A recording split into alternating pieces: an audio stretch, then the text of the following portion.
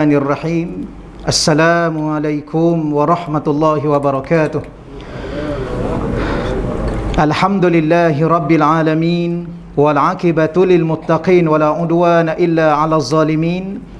Asyhadu an la ilaha illallah wahdahu la syarika lah, wa asyhadu anna sayyidana Muhammadan 'abduhu wa rasuluh. Allahumma salli wa sallim wa barik ala sayyidina Muhammad wa ala alihi wa ashabihi wa man tabi'ahum bi ihsanin ila yaumiddin. Allahumma syrah lana sudurana, ya Allah, lapangkanlah hati-hati kami, ya Allah. Wa hassin akhlaqana wa adabana, ya Allah, kau perelokkanlah akhlak-akhlak kami dan adab-adab kami, ya Allah. Wa yassir lana umurana fid dunya wal akhirah, ya Allah, kau permudahkanlah segala urusan-urusan kami sama ada di dunia dan di akhirat, ya Allah. Allahumma rzuqnal fahma wal ilma, ya Allah, rezekikanlah kepada kami kefahaman dan ilmu pengetahuan, ya Allah.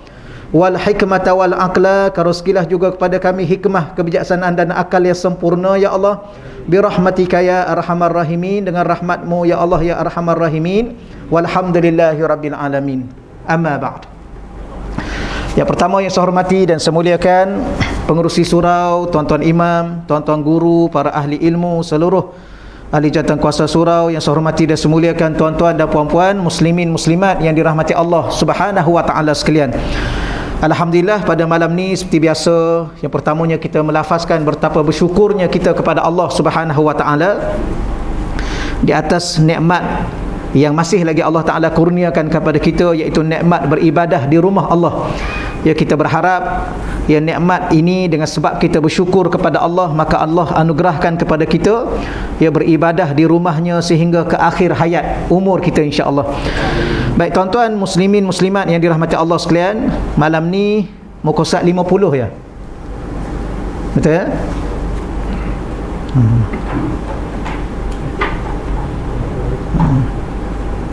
Kalau betul lah tuan-tuan. Sebab saya pun kita sama-sama cuti lama ya. Tak ingat. Baik, muka surat 50, pengaruh hati dalam kehidupan dunia dan akhirat. Baik, kita baca di sini hati dengan makna latifah rabbaniyah. Ya, hati dengan makna yang kedua yang kita belajar sebelum daripada ini. Ya, bukan makna yang pertama seketul daging yang berada dalam dada kita yang dinamakan jantung. Bukan yang tu maksud dia. Yang dinamakan latifah rabbaniyah, iaitu hati yang halus lagi seni yang berkait dengan soal ketuhanan, ya, soal ingin atau rasa hidup bertuhan. Ia adalah sumber kepada segala kehidupan manusia. Bahkan hati itu ada waktunya dalam bab-bab tertentu disebut adalah diri kita, roh, diri kita yang sebenar. Baik, maka ianya yang menggerakkan segala anggota zahir dan batin manusia. Hati ini amat berpengaruh dalam menentukan arah kehidupan, menentukan kebahagiaan yang sebenar, tempat terbitnya ketenangan dan kelapangan yang membawa kepada kesejahteraan kepada manusia. Tuan-tuan, saya yakin saya ulas sikit je lah ya. Ketenangan, kegembiraan dia sebenarnya berada di sinilah, di hati kita. Ya, bukan pada harta benda kita, bukan pada apa yang kita miliki. Ya, berapa ramai orang yang ada harta benda tapi hati dia tak tenang. Berapa ramai orang yang ada keluarga yang besar tapi tidak gembira. Kenapa? Kerana kegembiraan itu bukan diukur pada zahir apa yang kita ada.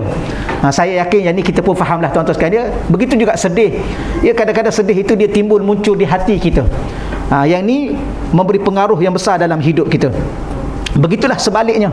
Baik, saya nak baca di sini pada tuan-tuan. Di sini cukup nyata dan jelas daripada surah ayat dalam surah Qaf 31 hingga 35. Allah Ta'ala menyebut a'udzubillahi minasyaitonirrajim. Ayat ni 31 sampai 35 ni, ini salah satu daripada bicara Allah tentang hati manusia yang memberi pengaruh yang besar dalam hidup.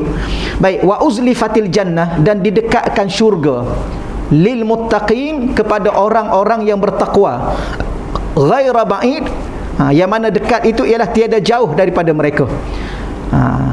Baik, saya ulang balik tuan-tuan sekalian ya. Allah bagi tahu kepada kita bahawa Allah Ta'ala dekatkan syurga. Sekarang ini kita sedang bergerak untuk memastikan diri kita makin hari makin dekat ke syurga, makin dekat ke syurga kan. Kenapa kita datang masjid? Kenapa kita datang surau? Kenapa kita solat berjemaah? Sebab kita nak dapatkan sebanyak mungkin pahala. Kerana pahala itu akan ditimbang di akhirat nanti, dan bila mana beratnya pertimbangan amalan, maka dekatlah kita dengan rahmat Allah. Dekat dengan rahmat Allah berarti dekat dengan syurga. Dari satu sudut kita melihat pada diri kita untuk membawa diri kita ke syurga. Tapi yang Allah bagi tahu ni bukan kita didekatkan ke syurga, syurga itu didekatkan. Maknanya kepada siapa? Tapi dalam ayat ni kepada siapa syurga itu didekatkan? Lil muttaqin, kepada orang-orang yang bertakwa. Jadi persoalan sekarang dalam hidup kita, kita tidak perlu mengejar syurga, kita kena jadi orang bertakwa, syurga tu didekatkan kepada kita. Tapi jangan salah faham pula, habis macam tu ustaz kena berhentilah kejar syurga. Tak, jangan berhenti. Cuma kita nak bagi tahunya ada satu golongan manusia yang dia mesti mengejar syurga. Mana dalil Quran? Ada juga dalil Al-Quran. Wasari'u ila maghfiratin min rabbikum wa jannatin arduhas samawati wal ard. Hendaklah engkau bersegera mendapatkan keampunan Allah. Engkau juga kena bersegera mendapatkan syurga. Itu satu ayat. Tapi akhir ayat tu pula Allah bagi tahu yang tadi, yang kita nak kena segera dapatkan sebuah syurga, nak kena mengejar syurga. Tapi akhir ayat tu Allah bagi tahu syurga ni uiddat lil muttaqin, disediakan untuk orang-orang bertakwa. Maknanya kita kena jadi orang bertakwa juga. Ada satu ayat lagi yang ni pula mengembirakan lagi kepada kita, bila mana kita sudah menjadi orang bertakwa, tak perlu lagi kita mengejar syurga, Allah bawa syurga kepada kita. Tu wa uzlifat, didekatkan al-jannah, syurga, lil muttaqin, kepada orang-orang bertakwa, ghaira ba'id, dan dekat itu tidaklah jauh. Ia dah terlalu dekat sangat dah. Haza, haza, inilah ma tu'adun, apa yang dijanjikan kepadamu, iaitu kepada setiap hamba yang selalu likulli awab, selalu kembali kepada Allah. Dalam saat-saat kita sudah berumur ni, sama dah saya tuan-tuan sekalipun, kena ada satu jiwa dalam hati kita disebut jiwa yang al-inabah. Sentiasa ingin kembali pada Allah. Kembali itu bukan makna mati. Mati itu dah memang confirm kembali dah. Tapi ada orang ni umur dah 60, 70 tapi hati dia duduk merata lagi. Betul ke? Betul ke merata lagi? Kejap ke sana, kejap ke sini, kejap ke sini. Kita tidak.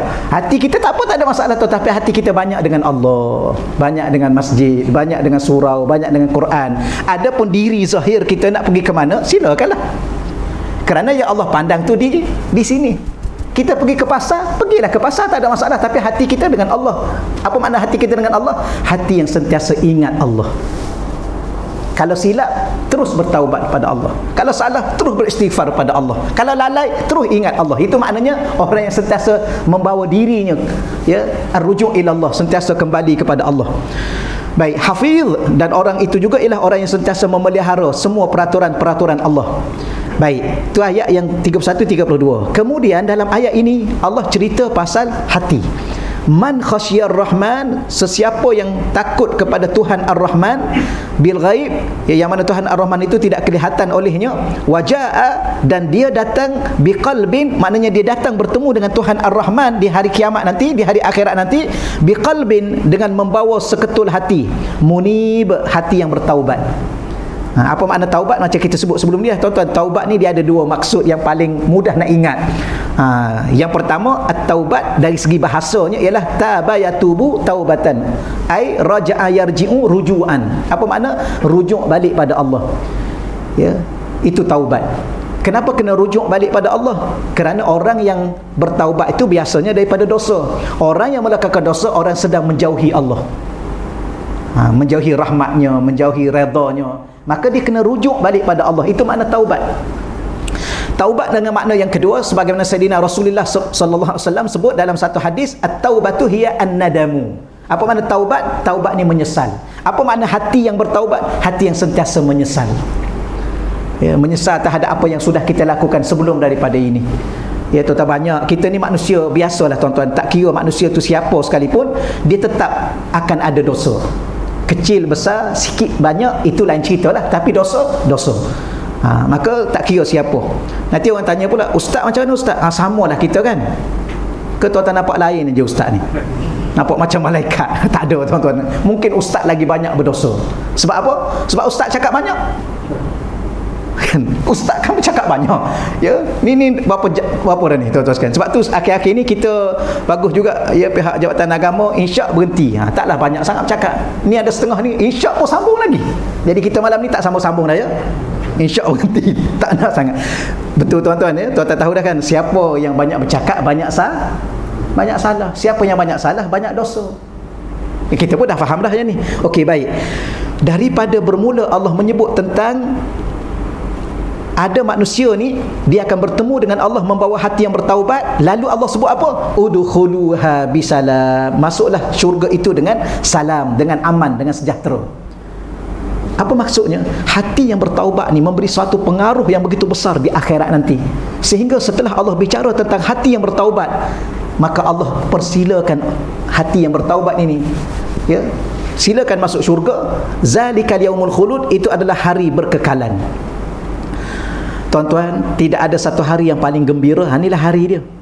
Namanya yaumul khulud. Hari raya gembira juga. Itu hari ni hari. Nama hari itu. Hari apa yang paling tuan-tuan gembira buat masa sekarang ni? Hari perkahwinan ke? Setakat ni paling gembira. Ke ada lagi hari lepas perkahwinan tu yang lebih gembira? Ada? Tak ada.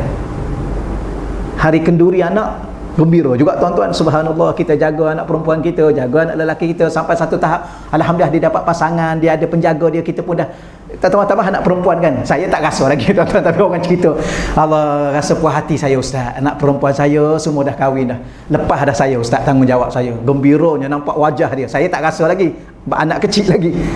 Tapi ada lagi tak hari yang lebih gembira pada itu? Ni tuan-tuan sekalian, bila mana saya dengan tuan-tuan bertemu dengan Allah, bawa seketul hati yang sentiasa bertaubat kepada Allah, sentiasa ingin kembali kepada Allah, ya, sentiasa rasa Allah, tuan-tuan macam-macam lah, tuan-tuan pun tahulah kita nak sebut bagaimana kita dengan Allah tambah-tambah akhir-akhir ni. Maka di saat Allah sebut zalika yaumul khulud, inilah hari yang berkekalan, inilah tuan-tuan paling gembira. Apa makna kekal? Tak mati. Apa makna kekal? Sehat, tak akan sakit. Apa makna kekal? Bahagia, tak akan derita. Apa makna kekal? Muda, tak akan tua lagi kita. Yang katanya umurnya antara 30 hingga 35. Tak lebih dah daripada itu tuan-tuan. Sekarang ni gembira juga, tapi kejap-kejap sakit pinggang. Nak gembira macam mana? Kan? Gembira, kejap-kejap sakit lutut. Tak jadi gembira lah tuan-tuan. Betul tak? Duduk gembira elok-elok, demam. Duduk rasa gembira, tiba-tiba sedih, kehilangan keluarga. Maka tak ada lagi di akhirat. Baik, lahum ma yasyaun, lagi bertambah gembira pula Allah kata apa? Lahum, bagi mereka, bagi ahli syurga, ma yasyaun, apa saja yang mereka nak, fiha, di dalam syurga. Tuan-tuan nak apa dalam syurga? Semua ada dalam syurga. Waladaina mazid, dan di sisi kami, kata Allah, kami akan tambah lagi. Ya, contoh Allah dah sediakan dah ni. Semua dah Allah sedia. Apa yang kita nak, makan je lah kalau nak makan. Nak pergi ke mana? Pergilah, nak pergi mana? 7 petala langit, 7 petala bumi. Agak-agak nak pergi mana tuan-tuan?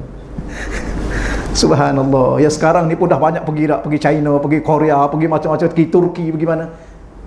Akhirat nanti 7 petala langit, 7 petala bumi. Kita seorang aja tuan-tuan, ikut suka kita nak pergi. Kalau nak mandi, mandi pula ada macam-macam sungai. Sungai madu, sungai susu. Tuan-tuan nak mandi yang mana dulu? Subhanallah, ini benda-benda yang, tapi Allah kata apa? Waladaina, di sisi kami ini mazid, kami tambah lagi, kami tambah lagi. Bagi siapa tu? Bagi yang ada qalbun munib. Ini pengaruh di akhirat nanti. Baik, kita lihat muka surat 51. Muka surat 51 ni tuan-tuan, saya nak baca ringkas. Sebab hadis ni saya cukup yakin dah banyak kali dah ustaz-ustaz kita baca hadis ni. Saya nak baca seringkas mungkin. Saya baca seterus terjemah. Saya nak baca daripada situ. Innal halala bayyinun. Ya, daripada Sayyidina Abu Abdillah Nu'man bin Bashir. Ya, beliau berkata, ya, aku mendengar hadis ni daripada Rasulullah sallallahu alaihi wasallam. Baik, saya nak di situ. Innal halala, sesungguhnya perkara-perkara halal. Ya, benda-benda halal. Bayyinun, nyata, jelas. Wa innal harama, dan sesungguhnya perkara haram, benda-benda haram, bayyinun, jelas. Wa bainahum umurun mutasyabihat, ataupun boleh juga bainahum mushtabihat.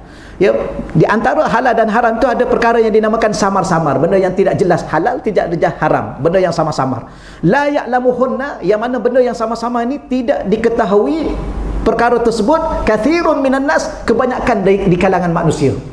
Majoriti manusia ni tak tahu benda ni, tuan-tuan sekalian. Janji dia makan, kalau dia rasa selera, dia makan je lah. Halal ke haram? Dah nak kata halal pun tak tahu, nak kata haram pun tak tahu. Jadi tak apalah, makan je lah. Tu jangan tuan-tuan. Ada orang ni dia minum aja, dia nak minum apa-apa. Ni kenapa ramai manusia ni tak tahu bab ni? Cuma Nabi ingatkan pada kita, famanit taqasyubuhat, sesiapa yang berhati-hatilah ya daripada perkara syubhat, atau berjaga-jaga daripada benda-benda syubhat. Okey ya. Istabra'a ridinihi wa irdih. Maka dia telah berlepas diri demi keselamatan agamanya dan kehormatan dirinya. Siapa yang jaga benda-benda syubhat ni tuan-tuan, kalau dah tak tahu, tak jelas halal, tak jelas haram, jangan makan. Kalau benda bab makanan ya, kalau bab beli, jangan beli. Jangan beli. Kalau bab benda tu kita duduk di situ tak tahu halal ke haram, kita jangan ke situ. Orang yang macam ni dia telah menjaga keselamatan diri dia dan maruah harga diri dia, menjaga agama dia. Baik, cuma kalau kita tanya soalan, bagaimana kalau orang itu terjerumus juga dalam benda syubhat, dia tak kira. Ya, lagi pun tak tahu haram. Ya, kalau tahu benda tu betul-betul haram, kita tak makanlah. Tapi dah tak tahu haram, makan je lah. Tapi halal, tak tahu juga halal, tak apalah, makan je lah. Maka kalau orang tu dah termakan, atau dah terbeli, atau dah terbuat apa-apa, Nabi kata, waman waqa'a fi syubhat, sesiapa yang telah terjerumus ke dalam benda syubhat, waqa'a fil haram, dia telah terjerumus, terjatuh dalam benda haram. Jadi sekarang kita fahamlah, benda yang tidak halal, tidak jelas halal, tidak jelas haram, benda yang duduk tengah-tengah, itu adalah cenderung kepada haram. Ya, kita tinggalkan, ya, jangan. Kara'i yar'al haulal hima, seumpama pengembala yar'a haulal hima, yang dianya mengembala ternakannya di sekitar kawasan larangan. Yushiku an yarta'a fihi, maka hampir-hampir dikhuatirkan ya kambing yang dia gembala itu dia termakan atau meragut dalam kawasan larangan. Biasalah tuan-tuan, bela kambing, bela lembu kat mana? Kat tepi-tepi ladang orang ke apa? Ni ada ni orang macam ni. Dia sengaja bawa lembu kambing dia duduk tepi-tepi padang gabuk orang, kebun orang. Dia suka macam tu. Ni tolong ingat ni tuan-tuan, kalau tuan-tuan nak akikah ni kan. Ni atuk-atuk mestilah cucu pertama pula. Biar ayah lah, kata biar ayah, biar atuk yang beli kambing. Kambing tu kambing mana tu? Kambing yang duduk dalam reban ke? Kambing yang suka duduk lepas merata? Kita pun pergi beli. Kambing ada Tuan Haji, nanti saya pergi tangkap. Kat mana? Tak tahulah, dia kebun mana sekarang ni dia masuk. Jangan belilah yang tu. Ya, dia jadi syubhat. Kalau tuan kebun tu ke halal, halal. Kalau tuan kebun tu kata aku tak halal, haram lah. Kalau tak jumpa tuan kebun tu yang mana satu, syubhat lah. Jadi syubhat benda tu menjatuh pada mana kita. Tapi kita tak wajib siasat. Tu ya. Cuma wajib tahulah, jangan langsung tak ambil tahu. Jangan pula siasat. Ni kambing siapa ni? Kambing kawan tu. Dia bela kat mana? Dia boleh tu. Siapa pula yang bela? Dia bagi makan apa? Semua siasat tuan-tuan sekalian. Macam tu memang tak boleh nak beli. Kita tak wajib siasat, tapi wajib tahu. Kurang-kurangnya benda tu adalah tidak terlibat dengan benda syubhat. Baik, yang kita di bawah satu contoh lagi. Tu saya nak baca cepat-cepat takut habis masa tuan-tuan sekalian ya. Bukan kata kita belajar ni menghabiskan masa, sebab saya tuan-tuan dah banyak kali dah dengar hadis ni.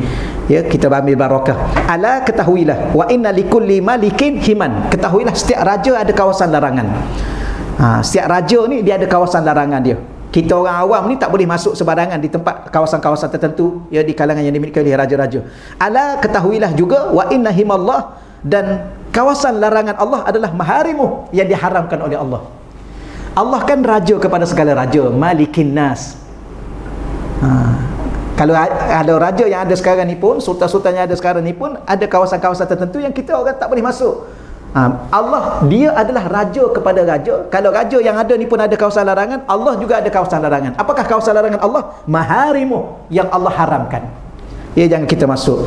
Sebenarnya hadis ni akhir sekali tu nak bagi tahu, ala ketahuilah wa inna fil jasadi, sesungguhnya di dalam jasad seorang manusia itu mudghah, ada seketul daging, ada segumpal daging. Iza salahat, apabila baiknya daging tersebut, salahal jasadu kulluh, maka baiklah seluruh jasad tersebut. Wa iza fasadat, dan sekiranya fasadat, rosaklah ya daging tersebut, fasadal jasadu kulluh, maka rosaklah seluruh badan dia. Ala wahyal qalbu, ketahuilah yang dimaksudkan dengan daging yang segumpal itu adalah hati. Ni saya baca reka baik. Yang sebelah tu dia punya syarah dia. Di sebelah tu, muka surat 52 tu. Syarah dia ialah qala Imam Ibn Rajab Al-Hambali, ya, rahimahullahu ta'ala, ta'liqan ala zalik. Telah berkata Imam Ibn Rajab Al-Hambali, ta'liq atau dia hurai kepada kita tentang hadis di sebelah tu. Apa dia kata? Zakaran Nabi sallallahu alaihi wasallam, Nabi sallallahu alaihi wasallam telah menyebut kepada kita kalimatan jami'atan, satu bicara, satu kalimah yang begitu sempurna, li salahi harakati ibni Adam wa fasadiha, untuk menunjukkan kepada seluruh kebaikan pergerakan anak Adam ataupun sebaliknya. Ni hadis tadi, apa yang Nabi nak cerita? Kata Imam Ibn Rajab, nak cerita kepada kita bahawa ia suatu bicara yang begitu sekali jelas, sempurna, untuk menunjukkan seluruh kebaikan pergerakan anak Adam atau sebaliknya.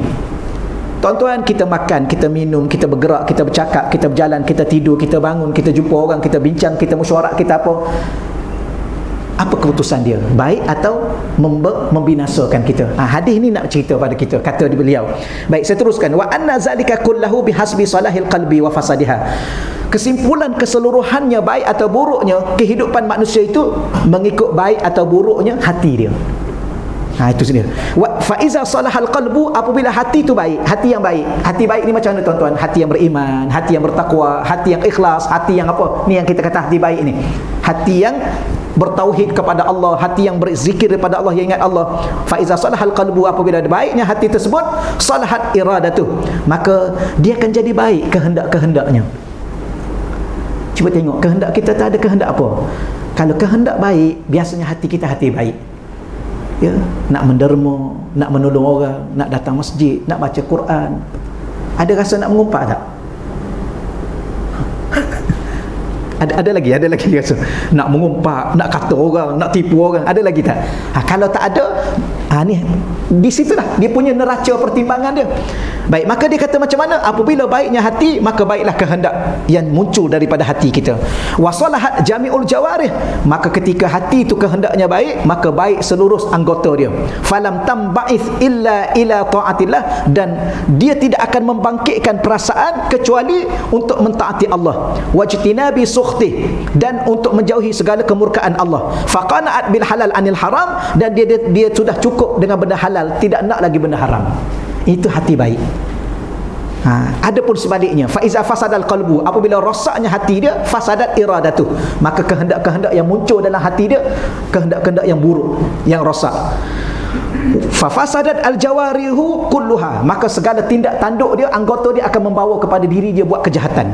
Wa ba'athat fi ma'asillah, dan hati dia sentiasa mencetuskan rasa untuk buat maksiat pada Allah. Wa ma fihi sukhtihi, dan segala apa yang Allah murka. Walam taqna bil halal, dan orang ni biasanya dia tak cukup dengan benda halal. Kalau hati kita ni hati buruk, wal iazubillah, minta jauh sangat-sangat, dia tak cukup dengan benda halal, dia nak juga benda haram. Tak tahulah tuan-tuan sekarang, minta maaf, wallahualam, kita pun tak tahu nak bawa contoh macam mana. Kadang-kadang ada orang ni gaji dia dah besar dah, ya, pangkat dia pun dah besar, gaji dia dah besar, tapi dia nak makan rasuah juga. Ni mana, kenapa ni? Wallahualam, mungkin kita tak nak confirm tuan-tuan sekalian, takut kita ni tersalah cakap, tapi mungkin hati dia hati yang sudah rosak. Walaupun dia ada kerja yang halal, gaji dia dah besar, kenapa dia cenderung lagi nak kepada benda haram? Kerana hati dia dah rosak. Macam orang ada isteri dah kan, isteri dah ada dah, dia cari apa lagi? Tak payah cakap lah, ya. Tak payah cakap lah. Macam saya cakap malam tu dah kan. Malam tu, ingat lagi saya cakap tu, umur 72, ada makwa tu pula umur 18. La haula wala quwwata illa billah. Tak ada rugi masa kita. Betul-betul. Okay, bal asra'at fil haram, bukan setakat dia tak cukup benda haram, hati yang sudah rosak ni bukan setakat dia tak cukup dengan benda haram, bal asra'at fil haram, dia segera sangat dengan benda haram. Nampak saja benda haram, memang dia apa ni? Dia terliur ke apa? Dia gairah. Benda halal dia tak nak sangat, tapi kalau nampak benda haram, subhanallah tuan-tuan, ni hati yang rosak. Bihasbil hawal qalb wa mailihi anil haqqi, mengikut kehendak nafsu dia lah mudah, ya, hati yang cenderung kepada benda-benda nafsu dan jauh daripada kebenaran. Okeylah tuan-tuan, muka surat 53. Okeylah, ya, tak laju sangat kan. Dia bab-bab ni kita baik, hati ini juga dianggap raja. Yang ni saya nak baca ringkaslah, ya. Baik, ayat yang pertama yang kita baca tadi, itu adalah kesan dan pengaruh hati bila mana kita sampai ke akhirat. Hadis yang kita baca sekejap tadi yang kedua, itu pengaruh hati di dunia. Hati baik, dunia kita akan jadi baik, akhirat kita jadi baik. Kalau hati rosak, dunia kita akan rosak dan akhirat kita rosak. Kenapa? Muka surat 53 tu kita baca sedikit. Qala Abu Hurairah, Sayyidina Abu Hurairah, ya, daripada Sayyidina Abu Hurairah radhiyallahu anhu, beliau mengatakan al-qalbu malakun. Silap saya tu, salah tu. Lam baca baris bawah. Tuan-tuan kalau ada pen tolong betulkan. Al-qalbu malikun. Kalau malakun, lam baca baris atas tu malaikat. Lam kena baca baris bawah tu raja. Mungkin saya salah letak baris tu. Sebab tu kita kata bahasa Arab ni, oh subhanallah, tambah-tambah dia Al-Quran, titik tu pun ilmu, titik pun ilmu, baris pun ilmu, huruf tu ilmu, bagaimana perkataan, bagaimana satu ayat. Jadi kalau baca lam baris bawah malikun, itu raja. Kalau lam baca baris atas, yang tu malaikat. Okay, ya? Jadi al-qalbu malikun. Kata Sayyidina Abu Hurairah, hati ni adalah raja. Wal a'dha'u junuduhu, dan anggota-anggota badan kita ni adalah tentera-tenteranya, ya, kepada raja tadi, kepada hati tadi. Fa iza qabal maliku, tu lam baca baris bawah juga. Kenapa saya jadi baris atas? Salah tu. Ya, fa iza tabal malik, lam baca baris bawah tu. Apabila baiknya raja, tabat junuduhu, maka akan baiklah tentera-tenteranya. Wa idza khabusal maliku, dan apabila jahatnya raja tersebut, merujuk pada hati tadi. Kalau hati tu hati jahat, khabusat junuduhu, maka akan buruklah segala anggota, jahatlah segala anggota. Ya, kadang-kadang sebab tu ni orang kata, ustaz saya ni mulut je leza ustaz, hati baik. Sudah. Kalau hati dia baik, raja tu baik, mulut dia akan jadi mulut yang baik, mulut yang lembut bicaranya, adab sopan. Ni cakap orang macam-macam, kemudian cakap hati baik. Tak ada tuan-tuan, ni salah dari segi hakikat agama. Kemudian yang lain-lain tu tak payah baca lah tuan-tuan. Saya baca muka surat 55. Laju sikit malam ni, ya. Memang kena laju tuan-tuan, dunia dah dekat nak kiamat. Laju. Muka surat 55. Baik, muka surat 55 ni, ini juga kesan dalam kehidupan kita. Baik, huwa, saya terus terjemah tuan-tuan, ya. Saya dulu saya buat macam ni, saya baca dulu, kemudian baru nak terjemah balik, itu rugi masa. Ya, kita tak banyak masa dah tuan-tuan sekalian. Huwa, dia. Siapa dia? Merujuk kepada Allah Subhanahu wa taala. Allah Taala ni kadang-kadang dia membahasakan dirinya dengan kata nama, isim. Dia sebut nama dia, Allahu la ilaha illa huwal hayyul qayyum. Kadang-kala Allah Ta'ala ni dia guna dhamir, kata ganti nama kepada dirinya. Dan Allah Ta'ala ni ada waktu dia guna huwa, ada waktu dia guna ana. Huwa dhamir ghaib, kata ganti nama diri ketiga. Ana kata ganti nama diri pertama. Anta kata ganti nama diri kedua. Mukhatab. Apa maksudnya? Maksudnya ana, huwa, anta, siapa dia? Allah. Untuk menunjukkan bahawa Allah sebenar-benar wujud yang sebenar, wujud yang hakiki.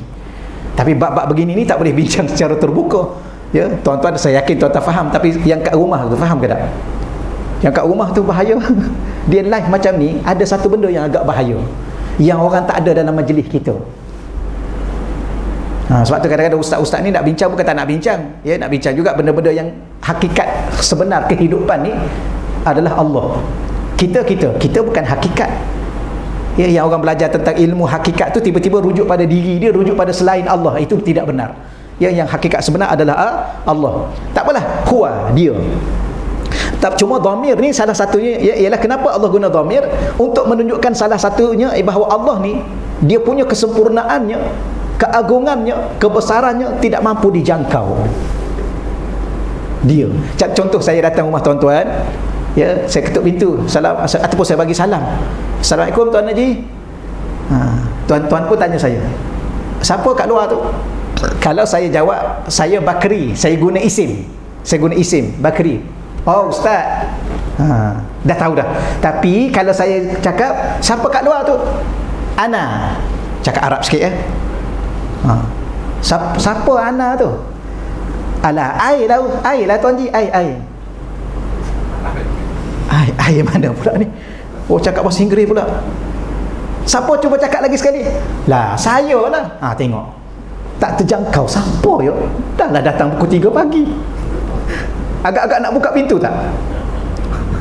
Tak jadi. Takkan. Ya. Tak jadi dah. Kerana itu huwa, dia. Allah Ta'ala kesempurnaannya, keagungannya. Sebab tu orang yang sudah sampai ke maqam makrifah, ya, tidak ada sempadan lagi, ya, tidak ada batas lagi.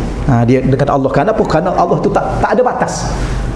Baik, dialah Allah allazi, Tuhan yang anzala, yang telah menurunkan. Anzala tu fi'il madhi kan. Anzala fi'il madhi, asalnya nazala, ya, tambah satu huruf mazid, ya, tambah satu huruf untuk meletakkan imbuhan dialah Allah Ta'ala menurunkan. Tapi kita kena letak terjemah telah. Dia Allah Ta'ala yang telah menurunkan as-sakinah, iaitu ketenangan. Daripada sini kita dapat faham ketenangan ni dia dari Allah, dia turun dari Allah.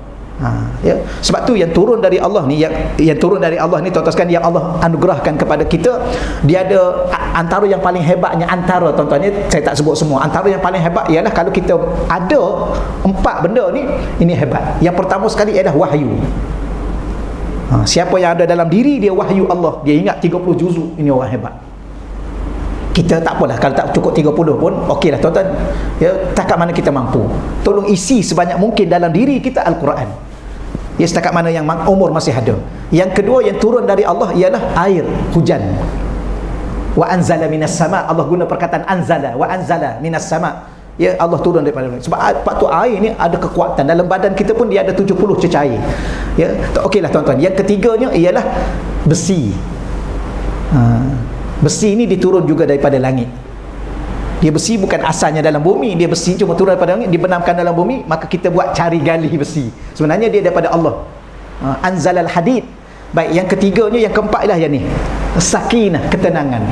Ketenangan ni, tuan-tuan, kalau ada dalam hati kita, memang kita menjadi orang yang hebat, orang yang ada wibawa, relax, tenang. Orang nak cakap apa pun tenang. Baik, siapa yang turunkan? Allah. Allah turunkan di mana? Fi qulub, di dalam hati. Hati siapa? Al-mu'minin, hati orang mukmin. Oh, daripada sini kita dapat faham bahawa dalam hati orang kafir tak ada ketenangan. Patutlah orang kafir ni dia suka berhibur. Kenapa dia suka berhibur? Sebab dia nak hiburkan hati dia. Kenapa? Sebab dia tak tenang. Kerana ketenangan tu dari Allah, dan Allah turunkan dalam hati orang mukmin. Ya. Kenapa Allah turunkan dalam hati orang mukmin? Liyazdadu imanan, ya, untuk menambahkan iman, ma'a imanihim, di samping iman yang sedia ada dalam hati orang yang beriman. Saya baca takat ni lah, tapi kalau kita nak baca habis pun okey. Walillahi junudus samawati wal ard, dan milik Allah, ya, Allah mempunyai junud, tentera-tentera yang ada di 7 petala langit dan ada di 7 petala bumi. Wa kana Allah, dan adalah Allah aliman, Tuhan yang maha alim, maha mengetahui, hakiman, yang maha bijaksana. Dan setelah Allah bicara tentang hati yang tenang, Allah bicara tentang syurga. Liyudkhilal mu'minin, ya, supaya Allah masukkan orang-orang mukmin, wal mukminat, mukmin lelaki dan mukmin perempuan, jannat, ke dalam syurga-syurga, tajri min tahtihal anhar, yang mana di dalam syurga itu mengalir, ya, sungai-sungai di bawahnya, khalidina fiha, dan di mana manusia ataupun orang mukmin itu kekal, ahli syurga itu kekal di dalamnya. Wa yukaffir anhum sayyiatihim, dan Allah Taala akan menghapuskan, ya, daripada mereka, ya, kesalahan-kesalahan mereka, dosa-dosa mereka. Wa kana zalika indallahi fawzan azima, dan yang demikian itu keberuntungan, kejayaan di sisi Allah, ya, keuntungan yang besar di sisi Allah. Jadi ayat ni juga berbicara tentang hati yang tenang. Hati yang tenang ni ialah, kita ingat lagi tak, hati ni macam mana nak tenang?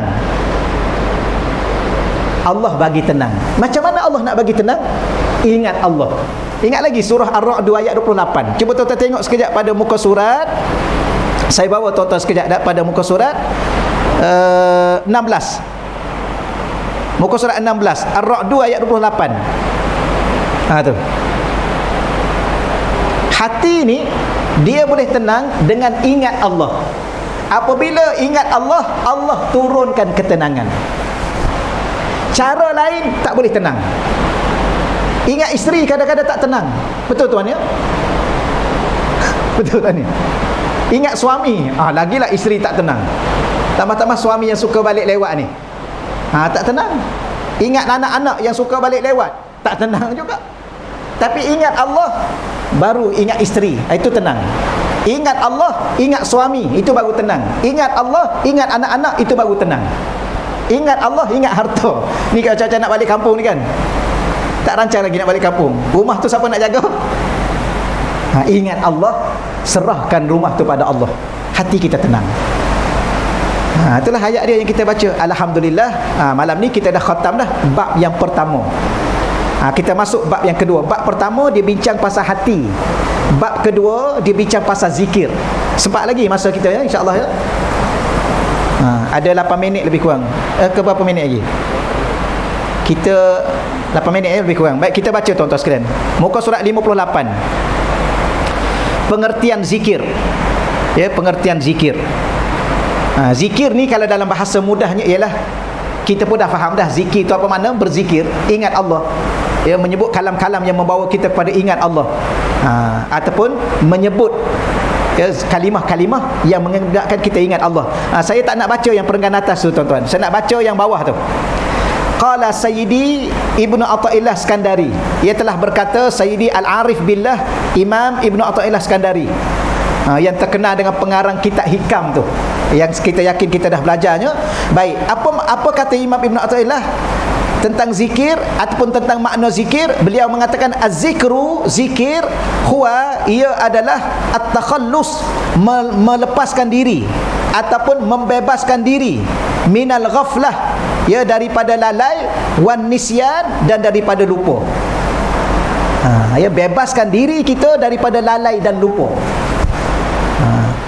Apa beza lalai dengan lupa? Apa beza ghaflah dengan nisyan? Kita ni tuan-tuan, pada diri kita ni dia ada 3 perkara berkait dengan lupa. Lupa perkara yang lepas, 1. Lupa perkara yang akan datang, itu 2. Lupa perkara yang lepas dan akan datang, kedua-duanya lupa. Itu 3 jenis lupa. Tuan-tuan duduk kat mana sekarang ni? Lupa semua. Termasuk lupa diri. Ni bahaya ni. Ni kan, tapi nak bagi tahunya, kalau lupa yang lepas itu namanya an-nisyan. Selebihnya tuan-tuan kena tanya Syekh lah ya. Ni orang, kita ni bukan orang Arab kan, cuma setakat dulu adalah saya belajar. Saya agak lama juga tuan-tuan, saya belajar di Mesir dulu 6 tahun juga bahasa Arab, pengkhususan bahasa Arab. Tapi balik Malaysia ni lama tinggal, tak ingat dah. Tapi boleh dah sikit-sikit. Nak bagi tahunya, kalau lupa yang lepas biasanya disebut an-nisyan. Kalau lupa yang akan datang itu disebut as-sahwu. Sebab tu dia ada sujud sahwi. Apa makna sujud sahwi? Kita lupa perbuatan yang ke depan, kita tak buat. Contoh, rakaat kedua kita i'tidal, kita pun terus sujud. Sepatutnya lepas i'tidal apa? Doa kunut. Kan? Kita rukuk, lepas rukuk ni apa? I'tidal. Lepas i'tidal ni apa? Yang ke depan tu doa kunut. Lepas doa kunut, baru sujud. Kita lupa baca doa kunut ke depan tu, maka sujud sahwi. Apa makna sahwi? Lalai, lupa yang ke depan, itu namanya sahwu. Tapi kalau lupa yang belakang, lupa yang ke depan, dunia pun lupa, akhirat pun lupa, ini ghaflah nama dia, lalai. Dan orang yang lupa ke belakang dengan ke depan ni, dia ni ahli neraka. Allah dalam surah apa? Al-Anfal, Allah sebut walaqad zara'na li jahannama kaseeran minal jinni wal ins lahum qulubun la yafqahuna biha wa lahum a'yunun la yubsiruna biha wa lahum azanun la yasma'una biha ulaika kal an'am bal hum adallu ulaika humul ghafilun. Akhir ayat tu, awal ayat Allah cerita macam mana? Awal ayat Allah kata walaqad zara'na li jahannam, sesungguhnya kami akan penuhkan neraka jahanam. Siapa yang akan kami penuhkan neraka jahanam? Minal jinni wal ins, di kalangan jin dan manusia. Kami akan penuhkan dalam neraka jahanam. Siapa mereka? Ayat akhir itu, walaupun tengah-tengah tu ada huraian dia, ayat akhir itu, mereka adalah orang-orang yang lalai, ghafil. Sebab tu Imam Lis Samarkand, dia tulis satu kitab, Tanbihul Ghafilin, peringatan kepada orang lalai. Tuan-tuan kena baca yang tu, kitab tu kena belajar. Supaya apa? Membebaskan diri kita daripada lalai. Tapi ada satu cara lagi mudah, tak perlu baca kitab tu. Habis macam mana? Berzikir kepada Allah. Sebab tu Imam Ibn Athaillah mengatakan az-zikru, apa makna zikir? Zikir ialah membebaskan diri kita daripada lalai dan lupa. Kemudian bidawami, dengan sentiasa, huduril qalbi, menghadirkan hati kita, ma'al haqqi, bersama al-haq, iaitu bersama Allah. Ya. Bebaskan diri daripada lupa dan lalai, dan sentiasa hadirkan dalam hati kita ingatan kepada Allah. Itulah zikir. Atau di sini dia kata waqila, ada juga ulama mengatakan tardidus millah bil qalbi wal lisan, mengulang-ulang nama Allah dengan hati dan dengan lisan.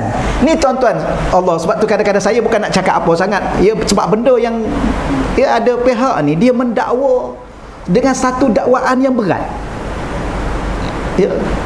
Tak selayaknya dia ni ada satu kelulusan akademik yang tinggi, tapi dia boleh bercakap macam tu ya. Dia doktor.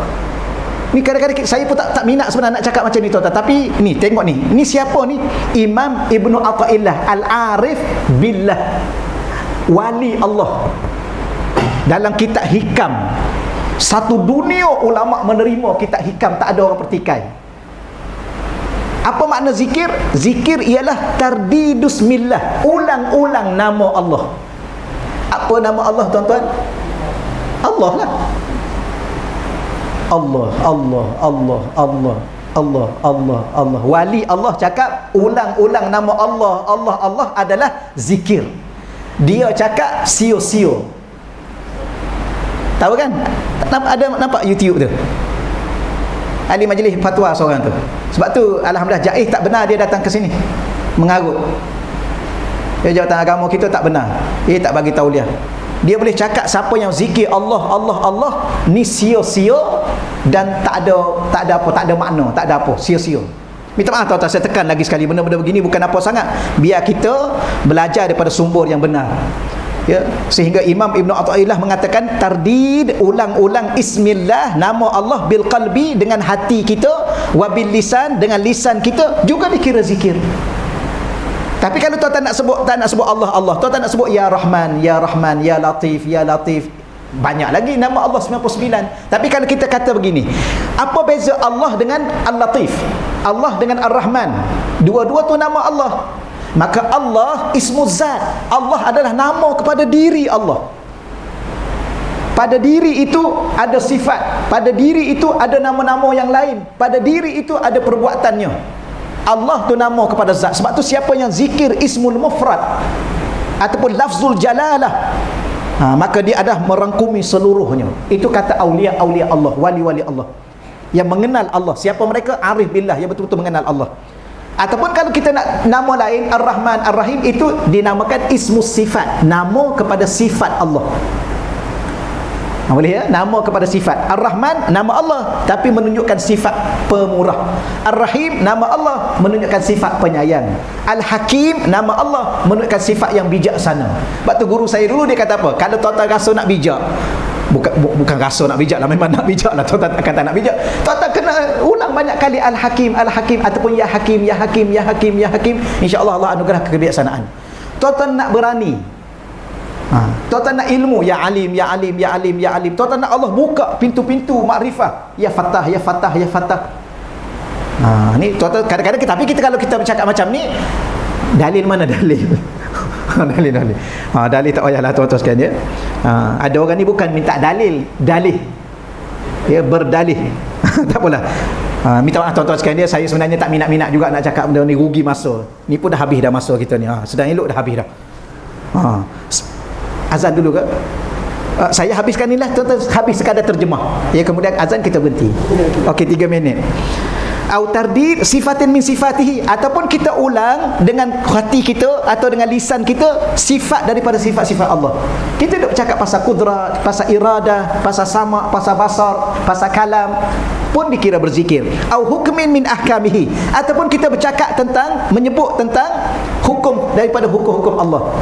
Ya, kita suruh anak kita ya solatlah, ni solat duha ni sunat. Kita cakap sunat, sebut hukum Allah sunat, haram, makruh, itu pun dapat pahala. Kenapa? Dikira berzikir. Kemudian au fi'lin min af'alihi, kita bercakap tentang perbuatan daripada perbuatan-perbuatan Allah. Alhamdulillah Allah turunkan hujan, pun zikir. Okeylah kita sabar sikit ya, sebab hari ni panas, Allah yang cipta panas, pun zikir. Boleh tuan-tuan. Ataupun akhir sekali, ataupun ghairi zalik, selain daripada itu, mimma, daripada perkara-perkara, percakapan-percakapan, perbuatan-perbuatan, yutaqarrabu bihi, yang mendekatkan kita dengannya ilallah, kepada Allah. Itu juga dikira zikir. Tuan-tuan, cakaplah apa sahaja yang menyebabkan percakapan kita itu menyebabkan kita dengan anak-anak keluarga kita, masyarakat kita jadi dekat dengan Allah, itu juga zikir. Jadi tak semestinya zikir itu yang kita duduk atas jadah tu, subhanallah, subhanallah, itu pun zikir. Jadi kalau tuan-tuan duduk bawa kenderaan, ya tengok ni nak balik kampung kan, ke nak pergi mana ni, cuti sekolah ni, Langkawi ya, pergilah. Allah tengok cantiknya pantai ya, bijaknya Allah Ta'ala cipta, pun dah dikira berzikir. Sambil mandi-mandi tuan-tuan sekalian, mandi pun dapat, pahala zikir pun dapat. Tak ada dalil zikir di tepi pantai. Tak apalah, setakat itulah tuan-tuan sekalian ya. Okeylah, insya-Allah. Allahumma salli ala sayyidina wa maulana Muhammad. Moga-moga Allah Subhanahu wa taala memberi saya, tuan-tuan, dan kita semua faham, dan anak cucu kita faham. Yang paling penting hidup kita dengan Allah Subhanahu wa taala, jangan pernah kita lupa Allah. Jadi akan datang kita baca muka surat 60 insya-Allah ya. Setakat itu dahulu. Jadi wabillahi taufiq wal hidayah. Assalamualaikum warahmatullahi wabarakatuh. A'udzubillahi minasyaitonir rajim. Bismillahirrahmanirrahim. Wassalatu wassalamu ala asyrafil anbiya'i wa mursalin wa ala alihi wasajma'in. Allahumma rzuqna fahman nabiyyin wa hifzal mursalin wa ilhamal malaikatil muqarrabin. Allahumma rzuqna futuhal arifin. Ya Fatahu ya Alim, ya Fatahu ya Alim, ya Fatahu ya Alim. Wa sallallahu ala sayyidina wa maulana Muhammad walhamdulillahi rabbil alamin. Taqabbalallah minna wa minkum ya karim.